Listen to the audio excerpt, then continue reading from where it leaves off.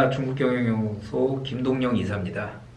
지난 시간에 중국의 국가 차원의 계획경제하에 사회주의적인 역사 발전론에 대해서 설명을 드렸습니다. 이번 시간에는 중국하고 한국 사이에 있는 여러 가지 협력에 있어서 불필요한 편견에 따른 분위기, 이런 분위기에 대해서 우리 비즈니스를 하시는 분들이 좀 어떻게 접근을 해야 될 것이냐라는 부분에 대해서 실제 사례를 들어서 좀 설명을 드리도록 하겠습니다.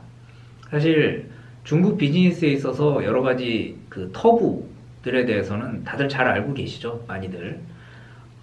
예를 들면 돼지고기를 신가국들이 있는 데서 먹으면 안 된다라든지 이런 어떤 소소한, 그 다음에 생선을 뒤집으면 안 된다라든지 이런 어떤 소소한 터부들에 대해서는 이제 많이들 알고 계신데, 그것 외에 좀 근본적으로 국가 차원의 약간의 편견 같은 것들이 좀 있어요. 그 부분에 대해서는 그 비즈니스라는 쪽 사람 입장에서 이걸 어떻게 받아들이고 생각을 할 것이냐, 저는 이게 좀 그 심리적인 마음 상태로 보이거든요. 그래서 좀 설명을 드리도록 하겠습니다. 제가 경험했던 부분이기도 하고, 최근에 이제 그 25일 0시를 기점으로 해서 그 후베이 쪽의 우한을 제외하고 이 후베이 성의 봉쇄가 풀렸어요.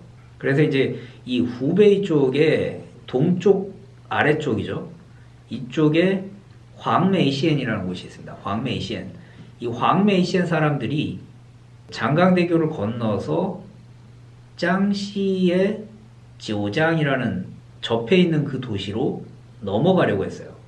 이제 황메이시엔에서 근무하는 노동자들이, 근무하는 게 아니라 거기서 살고 있는 노동자들이 지오장으로 일을 하러 넘어가려고 이제 한 거죠. 왜냐하면 오랫동안에 봉쇄가 풀렸기 때문에.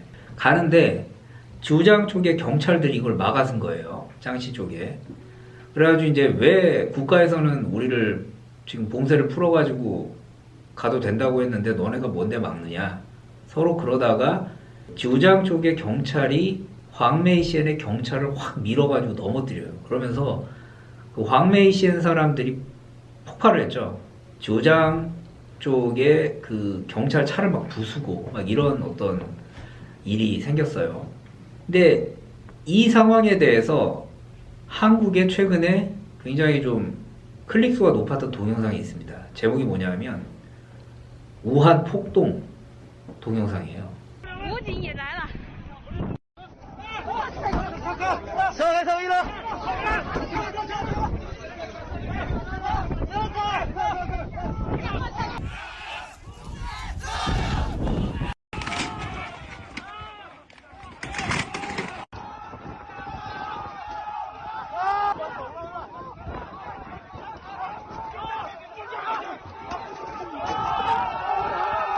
아까 말씀드린 그 황메이시엔 사람들과 짱시 쪽 지오장 사람들 간에 어떻게 보면 님비 현상 비슷한 그런 충돌이고, 국가에서 봉쇄를 풀어줬는데 너네가 뭔데 우리를 막느냐라는 어떤 그런 폭발인데, 경찰차 부수는 동영상만 가져다가 이걸 가지고 우한 폭동이라고 한 거예요.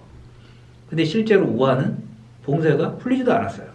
이게 완전히 명백한 가짜 뉴스죠. 그리고 이게 한국 내에 소위 유튜브를 통해 가지고 엄청나게 많이 퍼집니다.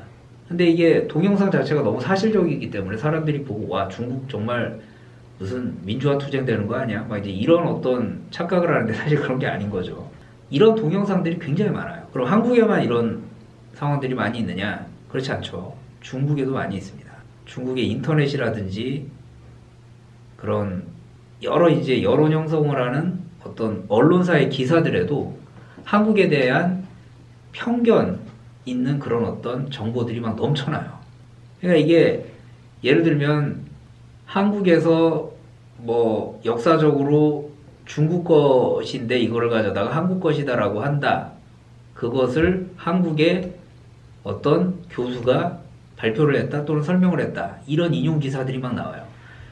지금 우리나라에 보면 이화여대 정재서 교수님이라는 분이 계신데, 이분이 중국 그 신화학 쪽에 아마 전문가 분이신 걸로 알고 계세요. 근데 이분이 이제 농담처럼 그런 얘기를 하시더래요. 난 중국에서 굉장히 유명해. 왜냐하면 내가 한 적도 없는 얘기들을 다 내가 했다고 하더라고. 그러니까 중국의 그런 좀 어설픈 언론들이 다 한국에 좀 이렇게 이름이 있는 교수의 이름을 가져다가 한국 사람들이 이렇다라고 하더라라고 가짜뉴스를 막 퍼뜨리는 거죠. 클릭수도 올라가고 또 그걸 보면서 중국의 이제 일반 시민들이 또 광분을 하고, 저 같은 경우에도 이제 그 중국에서 주재원으로 근무할 때 광동성에 허웬이라는 곳이 있습니다. 허웬이라는 곳에 이제 거기에 큰 거래선이 있어서 이제 미팅을 하러 갔었는데, 거기 이제 사장하고 이제 밥을 먹는데 그 사람이 이제 저하고 나이도 동갑이고 해가지고 굉장히 재밌는 얘기를 많이 했어요. 많이 하다가 저녁에 이제 밥 먹고 술을 또 마시는데 그 얘기를 하는 거예요. 아, 한국 사람들은 전부 다 뭐 공자가 다 한국 사람이라고 한다면서 굉장히 진지하게 물어보더라고요. 그러니까 그러니까 밥 먹을 때는 그런 얘기, 비즈니스가 섞이고 이럴 때는 그런 얘기를 안 하다가 분위기가 굉장히 이제 좀 자연스러워지고 속에 있는 얘기를 막 할 수 있을 때 됐을 때 진지하게 그런 얘기를 물어봐요. 그래서 제가 이제 그렇게 얘기를 했죠.